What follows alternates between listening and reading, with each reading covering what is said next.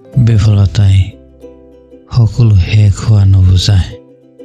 বিফলতাৰ অৰ্থ পৰাজয় নহয়, বৰঞ্চ নতুনকৈ আৰম্ভ কৰাৰ আন এটা সুযোগ।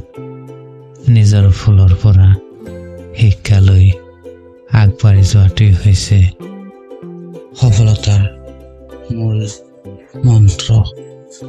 ল'ৰাজন আজি হতাশ হৈ পৰিছে, কাৰণ তেওঁৰ ইংৰাজী পৰীক্ষা বেয়া হৈছে। দেউতাকে ৰমেশক সান্তনা দিয়াৰ বাবে কাঠ পেঞ্চিল এডাল উপহাৰ দিলে। তেওঁ আচৰিত হৈ ক'লে, পৰীক্ষাত ইমান বেয়া প্ৰদৰ্শন কৰাৰ পিছত মই এই কাঠ পেঞ্চিলৰ যোগ্য নহয়। দেউতাকে হাঁহি এটা মাৰি ক'লে, এই পেঞ্চিলডালৰ পৰা তুমি বহুত শিকিবলগীয়া আছে, কাৰণ এই পেঞ্চিলডাল তোমাৰ দৰেই।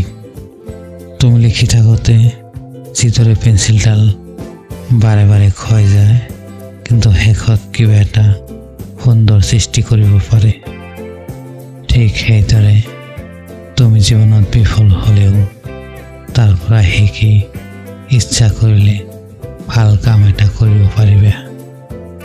যেনেদৰে পেঞ্চিলৰ প্ৰকৃত সৌন্দৰ্য বাহিৰত নহয় ভিতৰত থাকে, একেদৰে এজন ব্যক্তিৰ বাহ্যিক ৰূপতকৈ আভ্যন্তৰীণ সততা আৰু কঠোৰ পৰিশ্ৰম অধিক গুৰুত্বপূৰ্ণ।